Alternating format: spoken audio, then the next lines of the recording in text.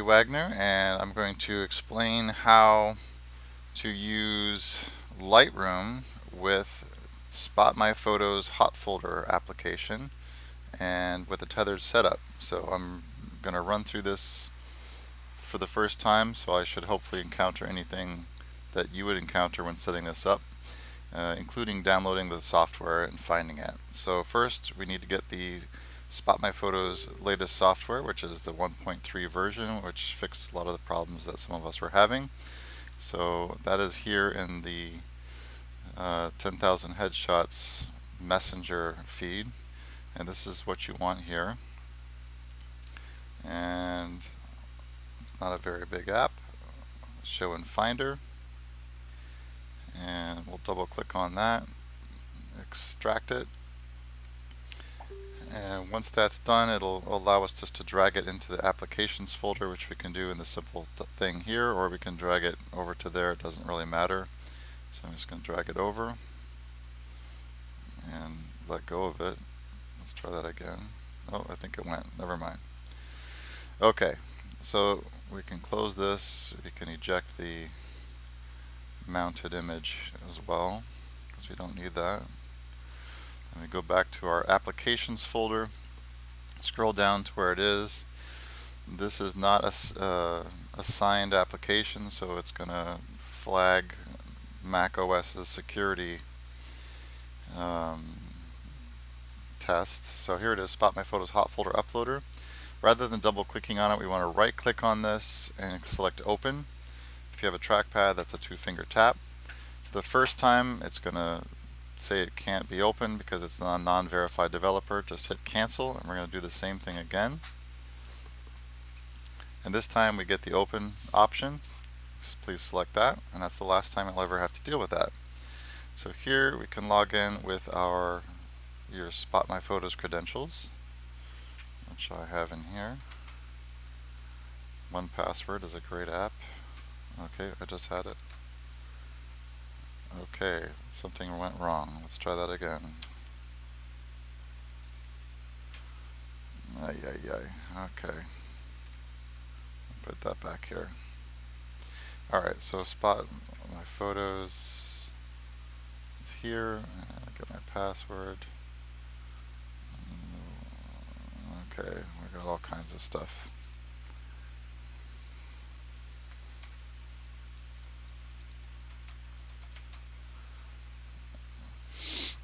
Okay, so hopefully you've already created an event on SpotMyPhotos on your dashboard, which is here. So any events that you've created on your dashboard, I only have one, but any you've created will be in this drop down. So I'm selecting that one, and now it's asking me to choose a hot folder. So at this point, let's stop, not choose that folder. Let's go over to Lightroom because we need to do this first. So I've already created a collection in Lightroom that where I'm going to work with. I need to go to Tethered Capture, start Tethered Capture, and this is where we're going to set this up. So let's put in 10,000 headshots. Robert's up early this morning. It's not that early. Okay, and then if you want to create a file name automatically as it pulls it in, you can do that. Use whatever you like. I have a custom way of doing things here, and here's where we choose that folder. So this is important. I don't think it can be a pre-existing folder, but let's try this again here. So I have in the pictures folder, I had previously set this up. Okay, and then add to collection. Let's select that collection that we just created here, and that's over here. This is my collection that I showed you before, and there it is. So that's collected, that's selected. That means the photos that are captured will go to that collection. If you want to add metadata, if you'd like, 10,000 headshots. Oops, autocorrect There's a blessing and a curse.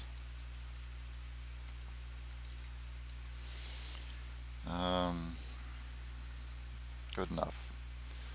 Okay. Disable auto advance.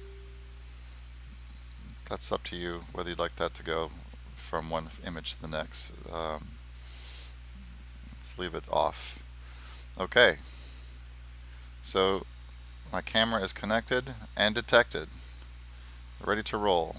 And I don't know if it's in focus but not, but let's see if we get one here. And now you can see how wonderful I look in my terrible white balance. Alright, there it is. Now why do we have two images? Because I have the camera set for RAW plus JPEG. So this is the RAW, and this is the JPEG. Oh my goodness, it looks like it happened centuries ago. So there we go. Now nothing has happened because I didn't choose the hot folder in the HotFolder Uploader. So we have to go back to the HotFolder Uploader, and now we'll select that folder. And we see that Lightroom has created, let me back up a level here. Lightroom has created a folder inside my folder. So this is the one that Lightroom's looking at. This is the one we want to point the app to. So we'll do that. We confirm it, and it's ready to go. And it just saw a file, and it successfully uploaded it. Let's try a couple more. And close out of here. And this white balance is killing me. Alright, let's try that again. Let's see if that changes the focus. Ooh, much better white balance. There's the missus doing something in the background. And let's see. Now we have two images that it found. That's great.